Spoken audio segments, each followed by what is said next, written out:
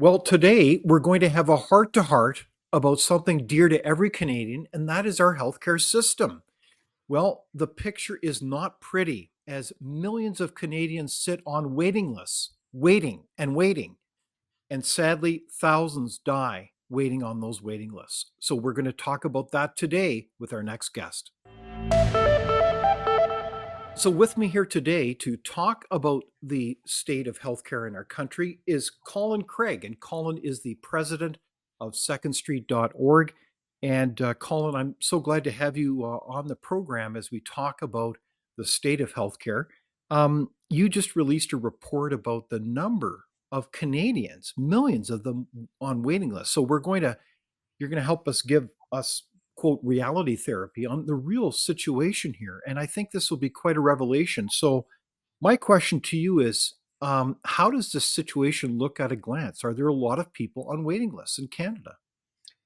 Yeah, and thank you for having me, David. Always appreciate chatting about public policy with you.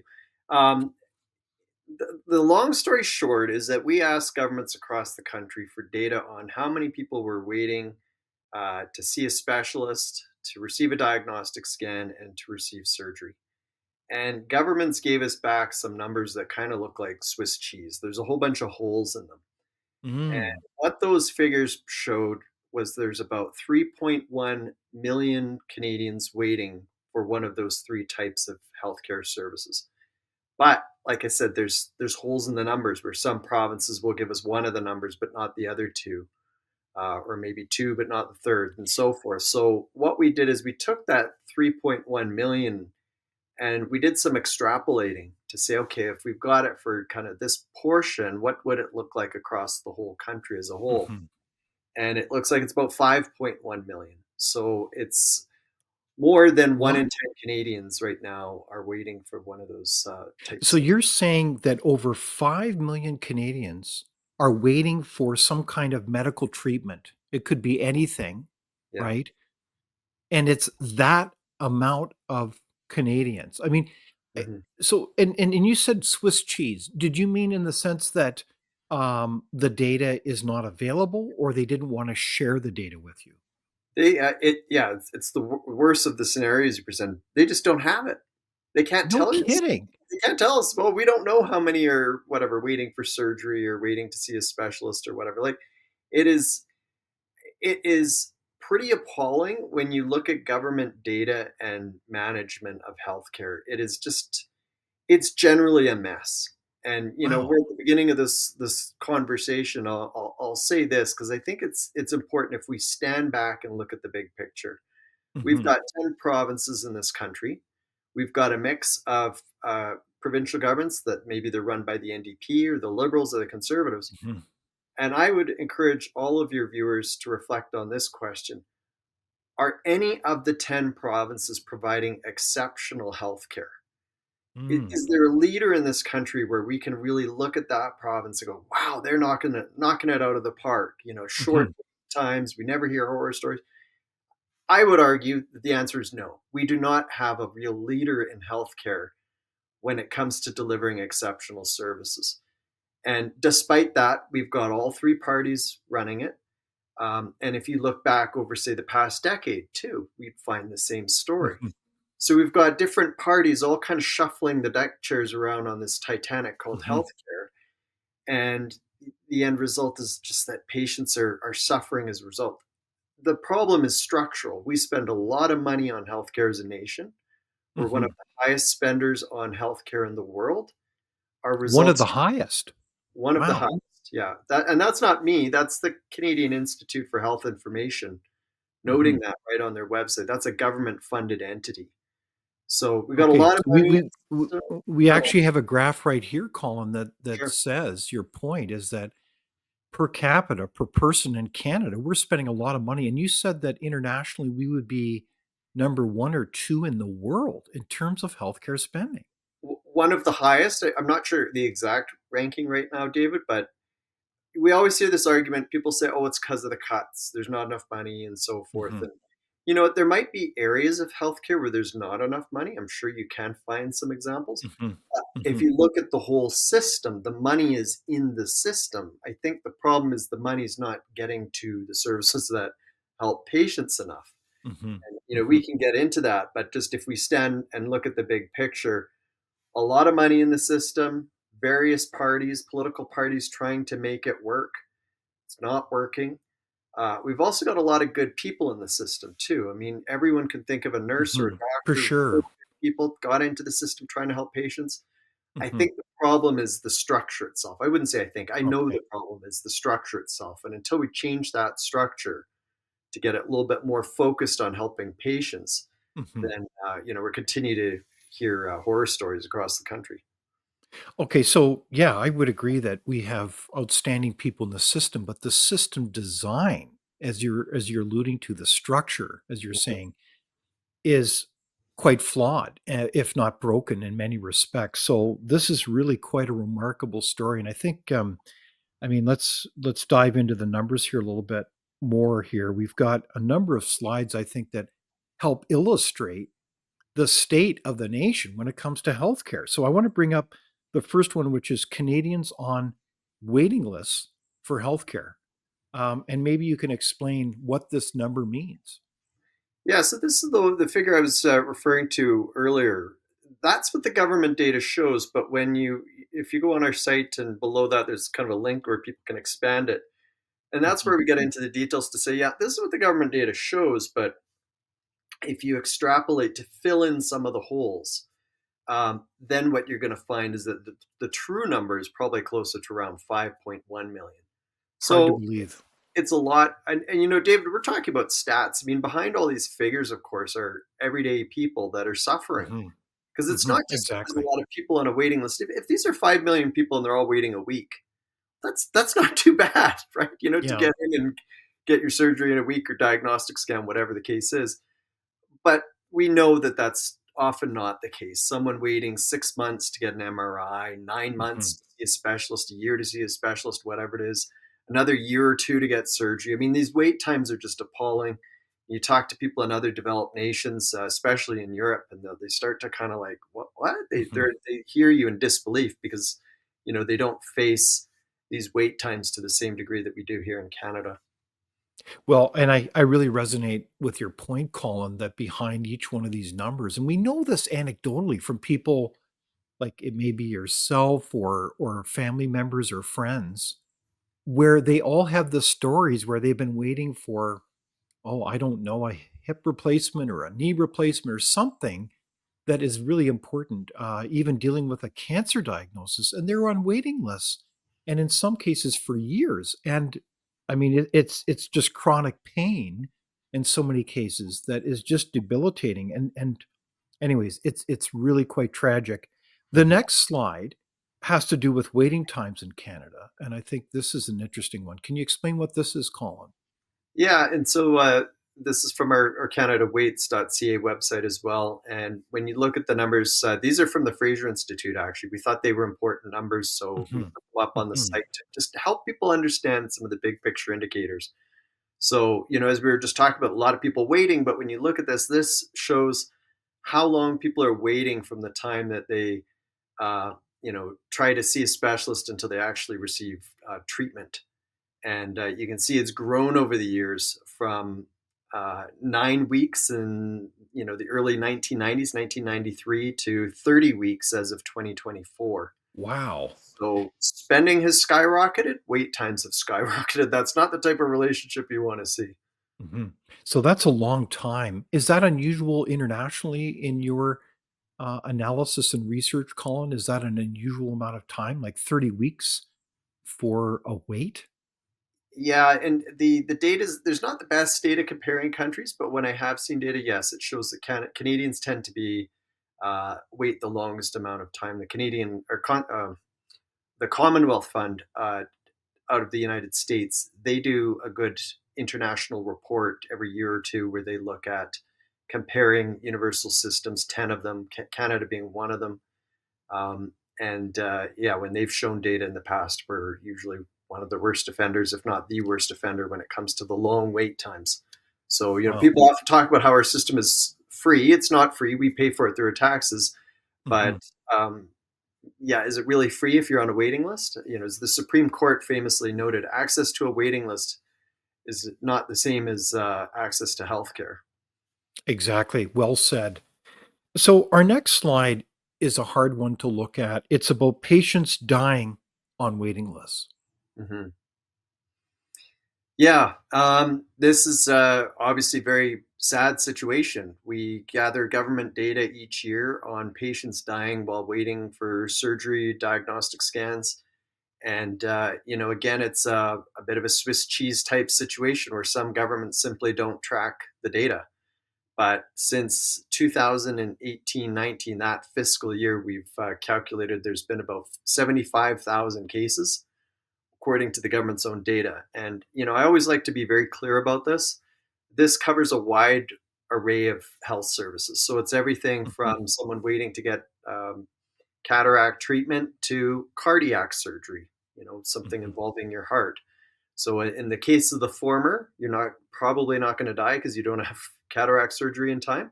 But we always note when people try to discount those cases to say, well, wait a second here, there's a quality of life issue here. For someone to spend the final year or two of their life waiting for cardiac or cataract surgery and having cloudy vision, I mean, that's no way to spend your final years. So, there's those cases. They seem to be the majority, those types, David, whether it's cataract, hip operations, knee operations, those types of things, which affect people's quality of life, Mhm. rather than things like cardiac treatment, cancer treatment, and so forth. There certainly are those cases. And one bit of data that we came across from Ontario uh, from last fiscal year, 2023, 2024, showed there was 115 people that died waiting for heart surgery. And of those, 41 died after waiting longer than the maximum recommended wait time. So Wow. it certainly should be setting off alarm bells in that province. We see other cases. We just profiled a story from Manitoba, actually, where there was a patient, Debbie Fuster. She was told that she needed heart surgery within 3 weeks. She lasted on a waiting list for about 2.5 months, and then she passed away. So there's a Wow. lot of stories like that. In Debbie's case, her family, she left behind 3 children, 10 grandkids. So there's a Mhm. huge hole in that family now. It's a very sad situation that they've lost their mother. Um, and it was didn't have to happen. In her case, if they had told her right at the beginning, we can't get you this potentially life-saving treatment within the recommended time frame, her family's told us that if they had known that, they would have done everything possible to try and get her treatment outside the province, remortgage their Exactly. houses, borrow money, whatever it takes to get their mother that treatment. But What a tragedy. yeah. That is so sad to hear that. And I think we've all, again, heard these really awful stories of people just desperately wanting to get their procedure done, Hmm. but being roadblocked time and time again. And this has huge consequences. And I think you said not only in terms of death, but people suffering a pretty bad quality of life. So I think this research, though, is so important that Second Street is doing, and yourself, Colin. And I guess the thing that bothers me as well is why would this data, if human beings are important and their lives are important, why would this data not be readily accessible and top of mind? I don't get it. It should be, and David, we like to compare what governments require of private businesses compared to what they're holding themselves to in terms of Hmm. accountability and standards. So across Canada, every single day, you'll find government employees going into restaurants and looking around for problems. Maybe there's some dish rags left on the floor. In one case, they reported an entity for not having a paper towel holder. That was their infraction that got them shamed on the government's website. Maybe they find a can of tomato paste with some mold on it, whatever. Hmm. That all gets reported publicly. So, what happens when the government has someone die on a waiting list because they didn't get them treatment in time? Does that get reported publicly? No. To your point, it doesn't. And many provinces just don't even track the data. It's appalling. Hmm. But they're Hmm. quite happy to shame a private business when they make even the smallest infraction. So governments should be tracking this data. They should also be analyzing it. This is the other problem, is that we get this data, but David, I've never seen any evidence, and I've talked to former government employees who have worked in the system, never seen any evidence that the state, through their health system, analyzes the data. They should be looking at these figures and going, oh my Mhm. goodness, we've had several people die in the past few years because we didn't get them heart surgery in time. We better make sure there's enough resources there, or change something around, do whatever it takes to make sure that that doesn't happen again. But that type of analysis, from what we can see, just simply doesn't occur in government. Well, that is entirely unacceptable. In good public policy, we know that one of the key principles is transparency. Another one is accountability. Yeah. And without that kind of data, it is like whistling in the wind. You can't improve your system that is affecting, as you've powerfully outlined with just these statistics, the impact it has on people's lives, including whether they even live or not. I mean, it's just, anyways, I just shake my head in disbelief at this, Colin. So the next slide is, of course, government spending. So if we bring up that, what does this say, Colin? Yeah, so if you take all the money that government spends on healthcare and you divide it by the population, this gets you the amount the government is spending per person in this country on healthcare, and that is the orange bar. And if you go back to Mm, 1993, this is the left side of this graphic, you can see it just grows and grows and grows up to the point where mhm. it's about 57.48 for last the 2023 year. Um, and so it's grown exponentially. The blue bar represents what it would have looked like if it had have grown at the rate of inflation. Mhm. So again, David, as we hear people sometimes say, "Oh, well, there's cutbacks, there's not enough money," and so forth. No, there's no cuts to healthcare. And when you look at the overall spending, it has grown exponentially. And to my point earlier, there may be parts of the system, or maybe it needs more money because the money is being spent in other ways that isn't effective. But when you look at the whole, there's a lot of money in that system swashing around, and not enough of it is being spent on care for patients. Well, it's really unbelievable to see those figures, Colin. And I guess another graph we could ultimately bring up here, which we don't have here, but you would be familiar with, is just the sheer amount of money that's being spent that makes up a percentage of every provincial, let alone federal government budget. So my question is, what's the summary out of that? Is it true that just about in every province, almost half our budgets are being spent by our healthcare system? Yeah, it's been a while since I've looked at the numbers, David, but I believe they're generally, you're right, in that 40 to 50% range. And it's the number one area of spending in provincial governments. There's a lot, like I said, there's a lot of money being spent on healthcare. I think what we're seeing, because you might remember this, but a decade ago, 2 decades ago, people were making these grand predictions that as of the year whatever, some year far off in the future, Mhm. there'd be two departments at, at the provincial level. One would be finance to raise the money, and two would be healthcare to spend it, because we have an aging population. And I don't think we've quite seen that play out, and it's because governments have done the unconscionable. Instead of getting this care that we need in a timely Mhm. manner, they're just rationing it. And so Yes. you see people, the wait times keep growing and growing and Mhm. growing, to the point where we're hearing of people dying while waiting for surgery. 2 years to get your hip done, your knee done, whatever.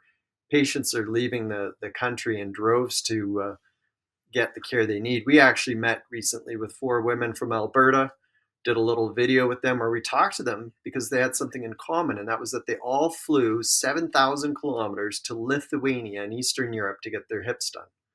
Lithuania. Four women from Alberta all the way over to Lithuania. There's actually a lot of cases where that is happening. We're hearing of patients going all over the world. Mexico, of course, the United States, because they're right next door, but Mhm. Mexico, China, Thailand, Germany, like I said, Lithuania, all over the place. There's a lot of very sad stories out there where people just get so desperate they cannot sit on a waiting list with severe pain anymore, and so they've already paid high taxes in many cases throughout their lives to the government, Mhm.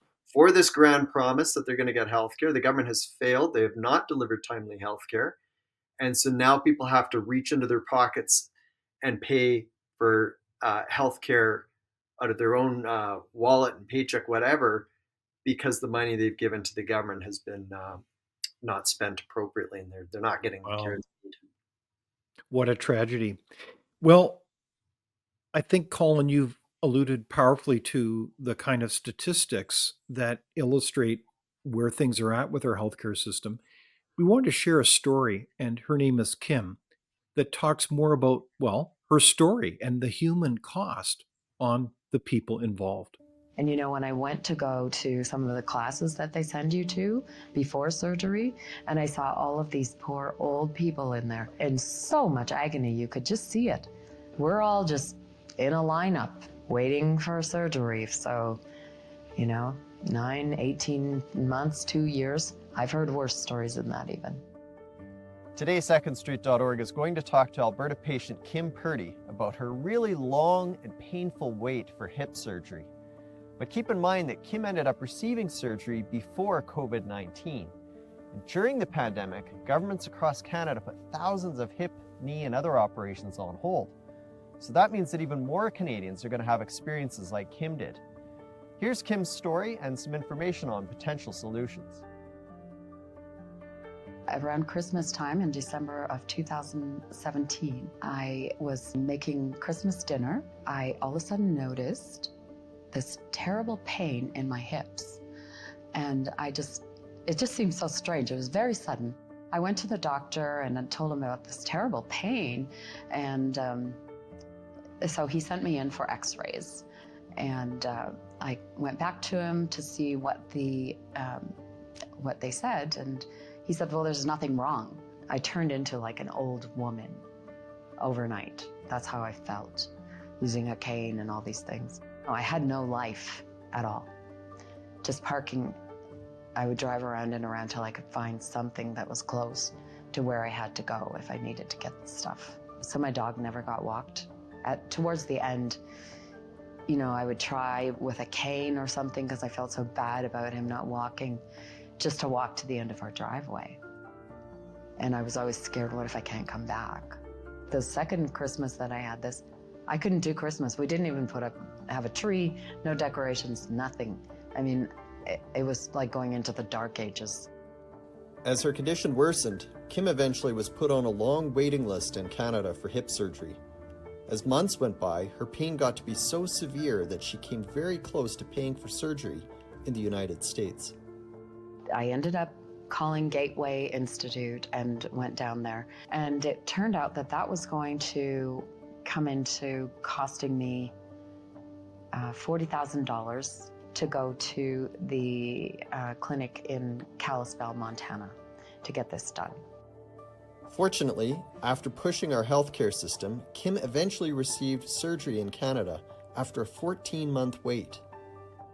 And it was sharp, excruciating pain immediately. Very strange. From that time to when I actually got the surgery was approximately 14 months of waiting to get this pain rectified and get my life back.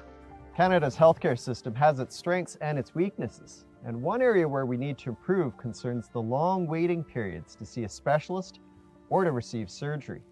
Now, this is because each year governments decide how much they want to pay for different procedures.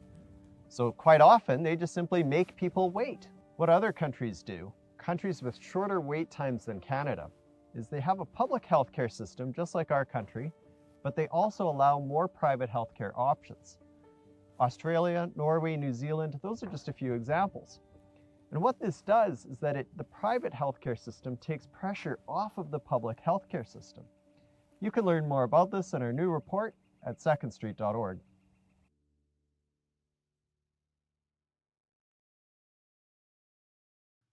So there's that story about Kim, and I certainly want to commend her for sharing her story, and to you, Colin, and your team at Second Street for documenting those stories. That's not an unusual story for Canadians today, is it, Colin? No, no, sadly it isn't. Um, when you know someone who's going through that uh, pain, David, it's incredible. Mhm. Just the stories that people share, and I haven't had to go through that. I feel very fortunate. I haven't had that type of pain Mhm. myself. But the first lady we did a story with in British Columbia, one of the nicest people you could imagine. She was an older senior, and she needed hip surgery. She described to us how, even just walking across her living room was something Mhm. she had to plan out, think out, because if she had to go and get the TV remote, she'd think, well, I may as well do something else at the same time because the pain was so bad. It's the type of thing that you and I and many of your viewers wouldn't think twice about. But when Mhm. you have that severe pain, it can be so difficult to live with because it's chronic. It's there all the time. So for her, it was, moving across the living room she couldn't do. She couldn't babysit her grandkids because they were young and they'd crawl all over her and she couldn't keep up with them. She couldn't put on her socks without using this special kind of tool to help get her socks on in the morning. Mhm. Before all this pain began, she couldn't, or she would regularly go walking. She'd go on trips. She'd meet up with her friends. I think she was taking Mhm. Spanish lessons. This is a very active person. She loved life. And while she was dealing with the pain, all of that just got shut down and she was stuck in her apartment. So, we talk about people not dying from things like needing a hip operation, cataract treatment, and so forth. But there might actually be cases where that does happen because you could imagine if you're stuck in your apartment, not moving around for a year or two, you're not getting Mhm. exercise, which your body needs. And that can have compounding problems. Maybe you do end up dying because you're not getting exercise. So lots and lots of troubling stories out there. They're just awful and they're not ethical in a country such as ours. So it's just another example of why we need health reform. I think you're absolutely right, Colin. I think there's also kind of a painful paradox to this, because I've wondered about this in the sense, Colin, that there are so many Canadians that have this story, and yet they are in a very weakened condition. They're often sick or chronic pain. God only knows what they're going through. So ironically, they're not in a position to speak up about it. They're hobbled, literally and figuratively, and they don't have a strong voice. And so this kind of discussion is important, but isn't that part of the dynamic is that the people in charge don't hear about these stories because the people themselves are too sick to talk about it. Is that part of the dynamic here? I think in some cases, I think you're right. If you're dealing with crippling pain, whatever it is, contacting your politician might not be on your mind.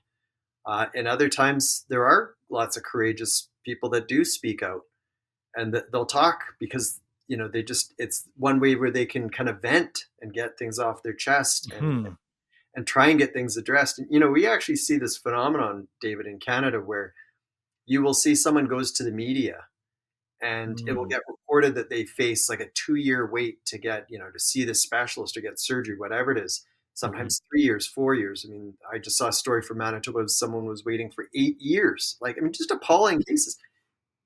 It gets into the media, and magically, within a couple days, there's a follow-up story. Oh, Mhm. John Doe is now getting his date for surgery. We told you about him a couple days ago, Mhm. right? Mhm. So we have this just awful system where sometimes the squeaky wheel is getting the grease because they've gone Mhm. to the media. No patient should have to go to the media and share their personal health care problems with the general public Mhm. to get health care. But one of the worst things we do in the system too is that the government takes a lot of money from people in the form of high taxes. That we've been fed this promise that we're going to get quality health care. Too often we don't get the quality health care, or it's going to take 2 years, 3 years, just unacceptable long periods of time. And at the same time, the government says, oh, and you can't pay for this privately, locally. We have these bans in this country where the government will outlaw local patients from paying locally for private surgery. So you live in somewhere like Toronto, you can't Mhm. go to a private clinic and pay for a hip operation if you don't want to wait 2 years to get it or a year or whatever the amount of time is. The government doesn't allow it, which is incredibly unethical, and no other developed nation on this planet does that. And they don't do it for a reason. It's not ethical. Well, as someone who's studied a lot of well, authoritarian regimes like the Soviet Union, among others. I mean, what country has the moral audacity to say, well, no, you can't get that operation, Colin, because, well, it's somehow against some government policy? Surely I have a right. I mean, this is my body. I've only been given one and a life to lead. Surely I should have the prerogative, the choice to be able to, well, get a remedy for a health concern. But they don't see it that way, do they? Like, who are these people? Well, they're authoritarian. There's no other way around it. It's appalling. It's unacceptable. It's unethical. Whatever words you want to Mhm. use for it, it's not right. And are Um, we the only country that thinks this way? Like, if I go to Cuba, I think I can even find a private clinic there. If I go to China, I can find private clinics. I was Um, going to say you can in China. China's communist government allows choice. Here in but we Canada, don't. we don't. We don't. There's some debate, to be honest, there's some debate about Cuba. My colleague actually phoned down there and she called a clinic. She speaks Spanish and they told her no. Mhm. They don't allow it for Cubans. Some other people that we know are quite knowledgeable about healthcare have said, "Yeah, you can." So I don't know. I mean, it's we've lost the battle and the whole discussion when we're Wow. debating whether or not we're with Cuba or not. There's a debate Okay. too about North Korea, but aside from those countries, if we look at our peer countries, Sweden, Mhm. Norway, the United Kingdom, France, Germany, you name it, countries that we're typically compared with, and none of them have these types of bans. One Okay, reason so why, it's fair to say, though, internationally, yeah, and you've studied this too, we are a kind of a weird international outlier. We're unusual we on this are. planet. We are. We have arguably the most authoritarian healthcare system in the developed world. In Yeah. that the government will tell you that you can't use your own money to try and improve your health. And the crazy thing, David, if you imagine this, you could take your paycheck tomorrow and spend all of it at McDonald's. You could Mhm. gamble it all at a local casino. You could spend it on tobacco, Mhm. alcohol, things that really aren't good for your health. I think that's pretty clear. And I'm not saying never go Yeah. to McDonald's. I go there myself too sometimes. Sure. My point is that you could spend your whole paycheck on things that are bad for your body, but use that paycheck to try and improve your health. Now government says, "Oh no, no, no, no, no, Wow. you can't do that." I mean, Yeah. it's truly appalling. And Utter nonsense. And correct me if I'm wrong, Colin, but there's also kind of a weird kind of, dare I say, animal farm kind of dynamic going on here too, where you've got people, we all know, every Canadian knows this. If you're in the healthcare system, you've got to be your own advocate, or fortunately you have someone else be your advocate, an insider who can say, you know what, you've got to get this test done. Here's how to get it done, and not being on that waiting list. Everybody knows how the system works. yeah, But on top of that, is it fair to say, Colin, that there are, like an animal farm, these insiders that also get streamlined healthcare? Is that still happening? I know that years ago in Ottawa, there was a kind of a VIP list for people who mm, could get that extra healthcare faster, like an elite athlete. They don't sit in the line waiting for, what is it, 8 years, that poor lady in Manitoba. yeah, Where do they go? Where do they get their healthcare? yeah. That's a very good question. All animals are equal, but some are more equal than others. Is not the I may have butchered Yes. the quote, but that's the sentiment in Animal Farm. And um, yeah, I can tell you, I talked with a nurse, and she was retired. She was waiting to get her knee done, and she flat out said to me, "I could call the surgeon and get bumped Mhm. up, but my knee surgery, because I used to work with him, know him really well, but Yeah. my knee isn't too bad, so I'm not going to call in that favor." So yes, it does happen. I mean, I wouldn't hold it against people in the system. It's human nature. We all do Oh, this throughout our sure. lives, right? Yes. You need something. Hey, I know someone who works at that company or whatever. It's going to happen in government too.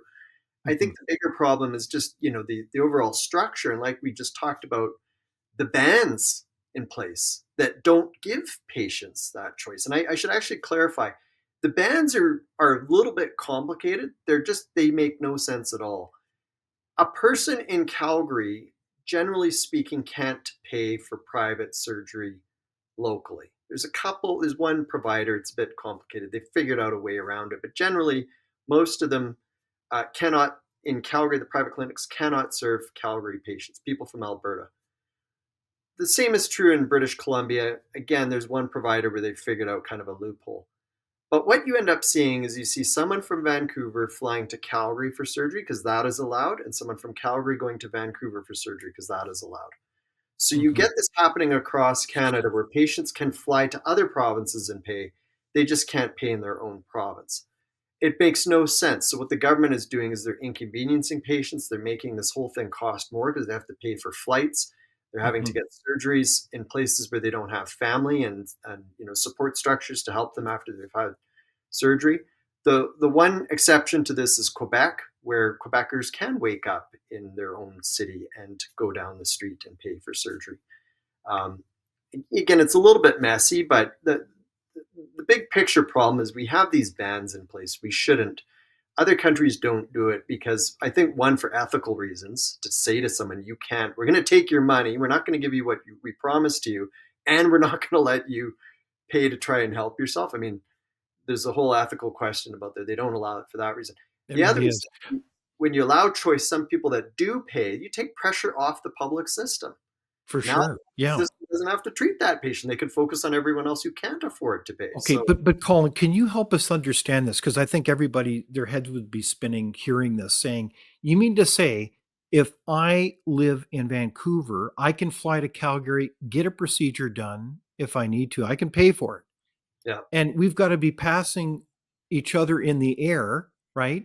yes, Going to another province. What is going on there? What special interests have such a lockhold on this system that they would create such an insane type of rule? What's going on here? it doesn't make any sense at all. But you've explained it right. I mentioned there's a couple exceptions, and this whole thing just gets complicated. I'm speaking a little bit generally, David, because it does Yeah. get complicated. But there is a clinic, Canby Surgery Clinic in Vancouver, where they have found a way around this. I believe, where if they use a surgeon who is not part of the public system, then that surgeon can do the surgery locally. It's something like that. So same in Alberta. There's this rule where you have to be opted out and whatever. It's a mess. It doesn't make any sense that they do it this way. But clinics that haven't been able to figure that out, it means they can't treat people locally. So let me tell you a short story. I'll keep it as brief as I can. A patient from Mhm. just outside of Edmonton, wonderful guy, Jeff Chrishell, healthy all his life. Eventually, Father Time catches up with him and he develops some back problems. Excruciating pain, facing a long wait Mhm. list in Alberta. Finally gets to the point where he says, I can't take it anymore. Like this guy, he Mhm. described having dark thoughts. Looked all across Canada for private clinics that might do the surgery that he needed. Found one in Calgary. The guy is elated. He thinks this is Mhm. great. Again, he's in Edmonton. He can drive down the road to Calgary. This is wonderful. Calls them. Calls going great until they say, wait a second, you're from Edmonton? And he says, yeah, I can be there next week. Sorry, we can't treat you. We're not allowed to. So he wasn't allowed to drive down the road to Calgary. In the end, he ended up going all the way to Atlanta, spending a considerable sum of money. So, I mean, there's a bad economic argument for this too, that we're Mhm. forcing people to take their hard-earned dollars out of our economy. And he had to get surgery down there. And in the end, his back is fine now after surgery. But why on earth do we make people do this? It makes no sense whatsoever.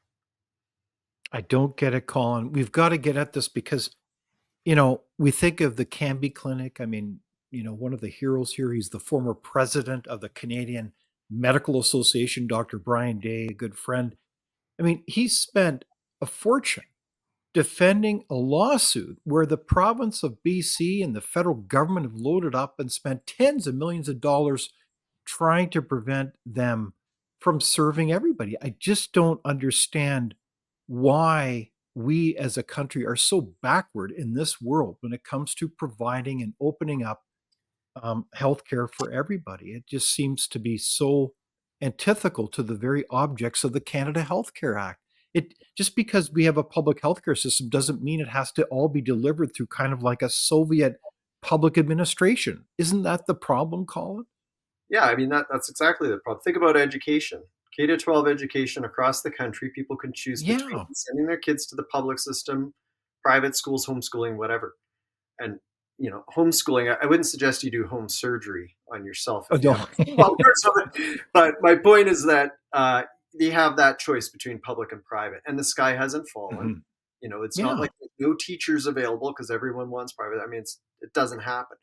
But in healthcare, this is the claim: is that if you give choice, that somehow the public Mhm. system is going to fall apart. You look at a country like Sweden. Uh, it's around 87% of Swedes depend on the public system. About 13% pay for private health insurance. So that's, I think, pretty similar to our K to 12 system. The vast majority of parents send their kids to the public school system. That's totally fine. And a small percent decide they want something different. They send their kids to private schools. So, Sweden outperforms Canada. You look at all these other developed nations with universal healthcare systems, they're outperforming Canada. So, this claim by opponents that if you allow choice in Canada, the sky will fall. Uh, Mhm. so, the answer rebuttal to that is, well, why hasn't the sky fallen in Sweden, France, Exactly. and I mean, the list goes on and on and on. There's all kinds of countries that have universal systems, universal public systems, and they allow choice outside of it if people don't want to use the public system. No, I'm with you, Colin. I think you're making a lot of sense here. So we got to wake up, get with the program. There's other countries that are pulling it off. Surely we can too. So let's talk about solutions. And I think you've underlined well that the solution isn't just shoveling more money at it. We're already spending what is it? We're number two on the expensive list when it comes to countries in healthcare. So you've got a number of solutions here. Mhm. Let's start with the first one. Let's track the data. Is that a good idea, Colin? Yes, yeah, pretty obvious.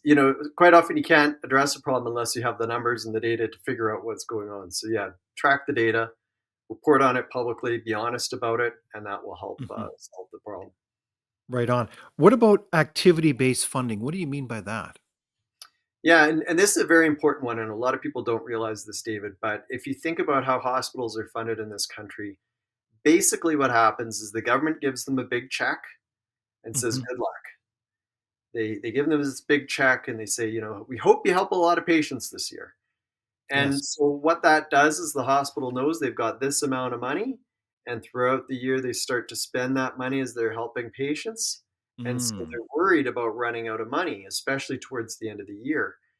And so Mhm. you have the wrong incentives in place. No business out there would say, "Gee, I hope you don't get very many customers towards the end of the year," because it's Right. not how it operates, right? So Yeah. what they do in a lot of other countries is they use a different funding model. Mhm. They say to hospitals and other parts of the system, "We will give you money when you help a patient." So now Mhm. they're incentivizing hospitals to help patients, and they get different amounts Ah. depending on what they're doing. So delivering a baby might come with, I'm not sure, I'm going to make the numbers up here. Let's say $5,000. You do a Mhm. knee operation, maybe it works out to $10,000. So Mhm. the more babies you deliver, the more money comes into the hospital. The more knee operations you perform, the more money comes into the hospital. So now the hospital's incentivized when someone walks in the door to not see them as a patient to have to treat and be upset about it, but Mhm. rather a patient they want to treat because it means that they're going to get more money. So, it changes that customer service approach. "Come Mhm. on in, Mr. David. We're going to get you Yeah. some coffee," whatever, right? So, No, but this makes a lot of sense. So, um, fortunately, I've been able to sit on different hospital boards and health authorities, and I see this up close where we got these global budgets, as you say, this big pot of money. But I like what you're saying is that we need to incentivize the system to look after more people, be more innovative by funding the specific activity. And I think that's a brilliant insight, Colin, yeah, because otherwise, gosh, it's almost like that would explain why the healthcare system is almost schizophrenic. So you come into the hospital into, say, emergency, they don't really want to have you hang around because you're kind of like a cost. And as much as people care and don't want you to die, they want to help you. They have an incentive behind the scenes by, not to vilify administrators, but to kind of keep you moving along. Is that kind of what you're getting at to that dynamic? Yeah, there's just not that normal incentive structure. And I Mhm. should just mention that our friends over at the Montreal Economic Institute and Fraser Institute, Yes. they've been talking about this solution for a long time, well before our organization came on the scenes. They've done a lot of Mhm. research on it. So if people are interested in it, check out those two organizations. But in a nutshell, this is the problem: is we don't have that incentive structure. And if we move to that model where you figure out almost like a rate card, here's what we're going to pay out for different types of procedures.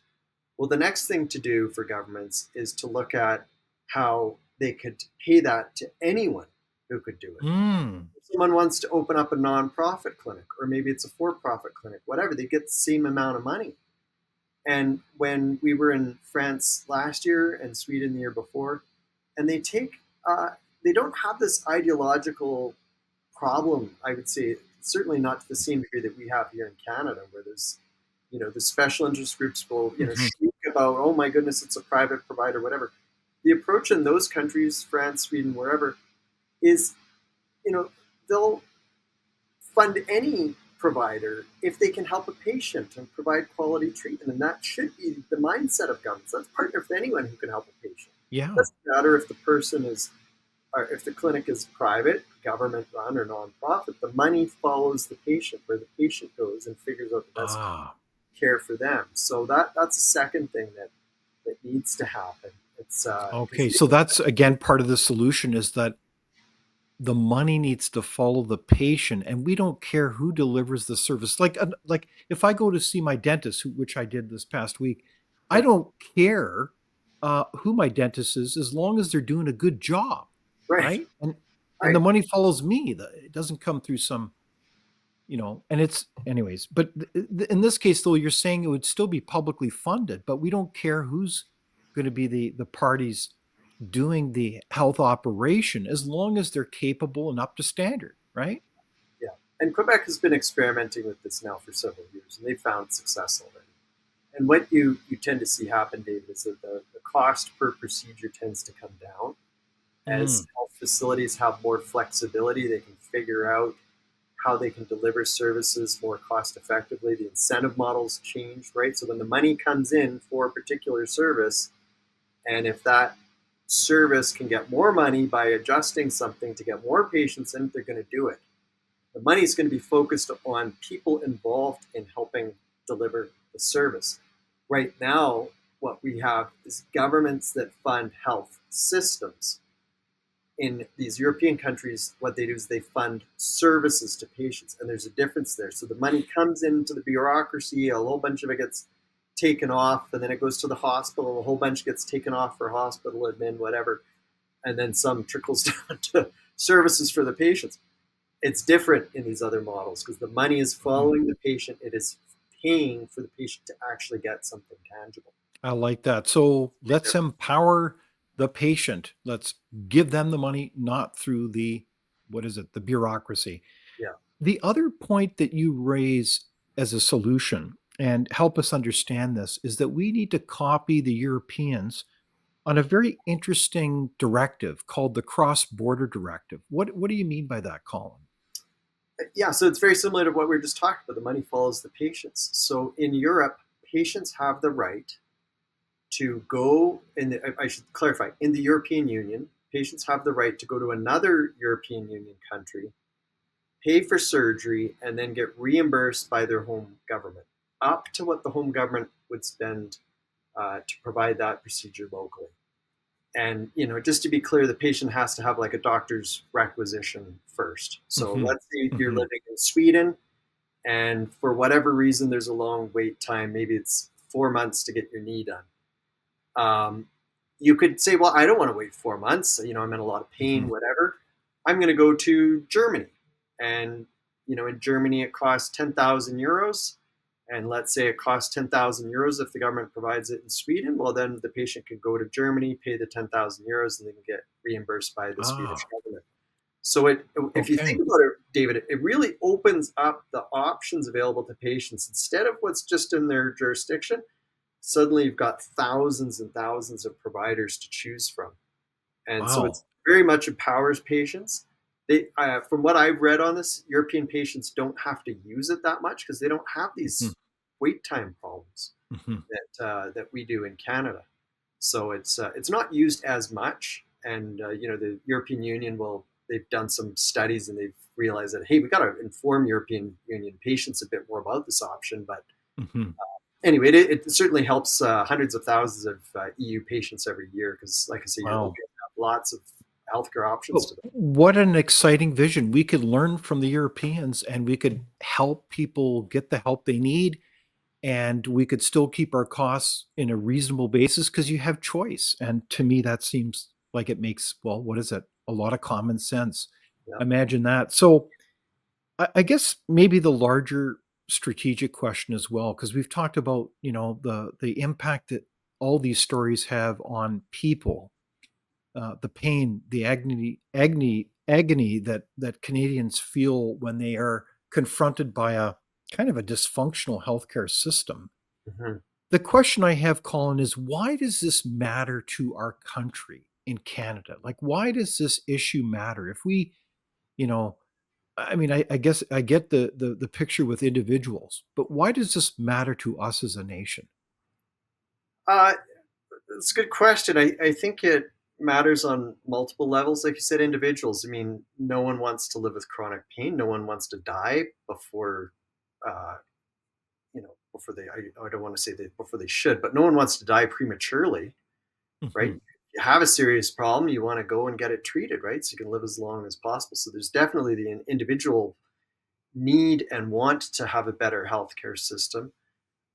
There's other reasons too, right? I mean, when you've got people off on waiting lists and they can't work, well, then that affects businesses. It affects the wealth generation of this country. It affects Indeed. people on an individual level, right? If you're not working, you're not making as much money. Um, Mhm. so there's those reasons. I mean, even just as a nation wanting to be an attractive place for people to live and stay and raise their families and have fun and whatever, right? I mean, if you have a bad healthcare system, some people eventually are going to go, okay, I'm leaving, right? I mean, You're you right. can't depend on this, especially if you have a loved one who has a chronic condition where they Mhm. do need the system a lot. Then you might just pack up and leave. So there's all kinds of problems, and I just want to be clear, David. Every day in this country, you will find people that have wonderful experiences with the healthcare system. Indeed. It's Yes. not all bad, and that's wonderful. That's great. We want to hear that. The problem is that too many patients are falling between the cracks. That's Mhm. the problem. Too many people are stuck dealing with chronic pain. Maybe they're dying on a waiting list. They're getting a misdiagnosis, whatever. There's too many problems. Millions of Canadians don't have a family doctor. I mean, the list goes on and on and on. There's just Mhm. too many problems. That's why we need to look at reform. And we did a whole documentary on this. If anyone's really interested in this topic, they can go to healthreformnow.ca and watch it. We explore these different components. But Mhm. the good news in all this, David, is that we don't have to reinvent the wheel. We're not trying to figure something out that no one else has figured out. It's not like we're trying Mhm. to colonize Mars and there's no one to look Yes. for, right? There's lots of countries with developed universal healthcare systems. They're doing exceptionally well. Mhm. The good news is that we can copy what they're doing right, bring those policies to Canada, maybe tweak things a little bit, and ultimately give Canadians better healthcare services through the public system, but also while giving them choice outside of it as well. So that's the Right good on. news of all of this. Well, and Colin, I like your attitude. We can do better as Canada for Canadians in this area, and we can learn from others.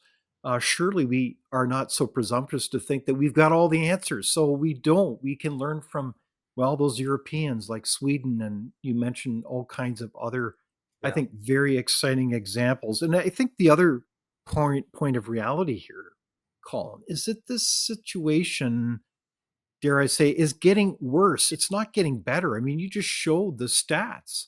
They Hmm. speak for themselves. We hear this anecdotally where the money is getting worse. And I would say that a lot of this, like, it's interesting you mentioned about the way we've managed the healthcare portfolio. We've not only thrown more money at it, we've borrowed more money from the next generation to Hmm. fund this nonsense in the form of bigger deficits and debt. And And I don't know, I don't get the morality of that. Is borrowing from the next generation for what? A healthcare system? We should be able to live within our means today to Yeah. provide that healthcare system. So It's that's my speech for today, Colin. But I see a situation where we can do better, but the trajectory doesn't look positive because we have, what is it again? Oh, yeah, an aging society, and we have more expensive technology, Mhm. and we have in this country record amounts of immigration. It still remains high, well over 1 million people who are all getting health cards, Colin. So help me, isn't the trajectory even worse? It's not good, yeah. And you'll hear this point too, David, and people will sometimes say, "Well, it's because of COVID. COVID messed everything up." Oh, yeah. It's not Yeah. true. The numbers were getting worse well before COVID. You showed a couple slides there. You could see this is a problem that's been growing for 30 some years, whatever it is. So COVID made things worse, but things were getting bad before COVID even hit. And like you said, we've got an aging population. The crazy thing about this is that we've known we've had an aging population for 50 some years, 60 years, whatever it is. It's Indeed. a long time to plan. The problem is governments didn't plan. They're so short-sighted. They Hmm. should have been socking away billions of dollars every year when the baby boom generation was working, paying lots of taxes. They should have said, okay, we got to save some of this money because someday these baby boomers are going to need the healthcare system and we're You're going to have right. to pay for them to get their knees done and their hips and whatever. Governments didn't do that. They blew all the money and then some. They ran huge deficits. So now we're at a stage where we've got a lot of government debt. So it's not like we have savings that we can use for this. And we've got an aging population on top of it. So, like I say, the good news is that we can improve things if we copy other countries.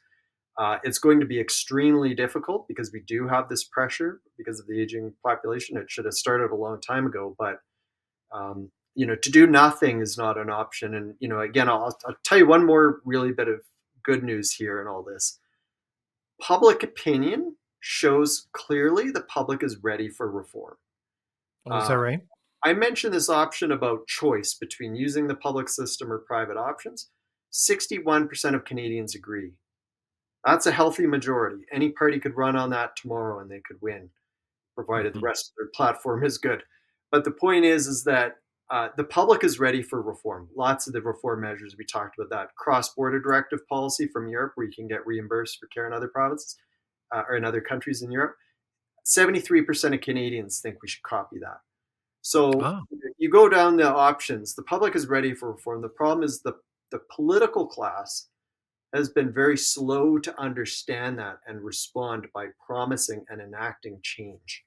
So that interesting. is where the holdup is we need the political class to kind of realize, this isn't the healthcare debate from 30 years ago. Canadians are ready for reform. Special interest groups are going to fight you tooth and nail, but if you have some Yeah. good messaging and you're clear with Canadians and you're honest about what you're doing, Hmm. I think the public will certainly support it. Okay. So we know the status quo ain't acceptable. And we know that Health Canada just came out a report last week, as I recall, that somehow we're going to be 70,000 healthcare workers short. And without going into details, I'd argue that's even understated. So the question I have is one of, well, it's kind of a chicken and egg question, Colin. It has to do with political courage. Do the politicians get their courage as well as citizens wake up and speak up with courage and say this is no longer acceptable? Or are we going to find, well, are we going to find any courageous politicians that have the backbone to stand up and say this is unacceptable under my watch to tolerate the thousands of Canadians that are dying on waiting lists every year? Yeah. Or is it both? What is the answer, my friend? Is it the chicken or the egg? Good question. I think really what we need is the political class to wake up because the public is there, right? Oh, And it's okay. it's a matter of getting to the politicians and just kind of, I think a lot of them are, the a lot of people that get into politics, they've been following it for a long time and they're familiar with these debates from the 90s and the early 2000s where you couldn't talk about health reform. You just had to promise more money and then move on to some other issue during a campaign because you didn't want to talk about this. It's a mess. Yes. Um, but It's like a sacred cow, right? yeah. So I think Sacred cow. getting to those politicians and just informing them, hey, look, the times have changed. The public is ready for reform. Here's some of the solutions, right? Again, we don't have to reinvent the wheel. This is what these guys are doing, right? Yes. Promise Yeah. these, the public likes it. There's your platform for healthcare, at least. The BC Conservatives, full credit to them. They had a very good Indeed, platform they did. on health reform in the last election. And it's I think they realized that, hey, wait, this is something we can run on here because the system is really bad in BC. It's bad across the country, but they It realize it. really is. So I think other political parties in other parts of the country, all of them across the spectrum, I would encourage them to look at these policy solutions because I think really it's something that parties across the spectrum could start to get behind if they put patients first, and that's the big question. They're going to listen to some special interest groups who don't want change because that might you know change their little fiefdom, or are they going to put patients first? If they put patients first, these policies are a no-brainer. Right on. So this has been a far-reaching conversation, Colin, and I have two final questions. The first one is Mhm. that we have a new prime minister. His name is Mark Carney. If you were to give him advice on this file, let alone every other provincial premier, because it's really the provincial premiers that are also at the lead of these issues, what Yeah. advice would you give them? I don't think Prime Minister Carney would take my advice. I think at the very least, Ottawa needs to do this on healthcare, right? I don't think they're really going to change the funding in this whole approach. I mean, there's a model that I think makes a lot of sense, and that's where Ottawa just gives the provinces the tax room, and Ottawa stops funding healthcare. Mm, Provinces can raise the money, Ottawa would cut their taxes, and then the provinces raise the money locally, they spend it locally, they're in complete control. They don't have to worry about Ottawa coming in and hitting them mhm. over the head if they don't like something. I don't think. So get the federal fingers Yes, get them off out of the healthcare. provincial health file, Healthcare, period. just Get let out the of it. province run Yes. it. Uh, Nice.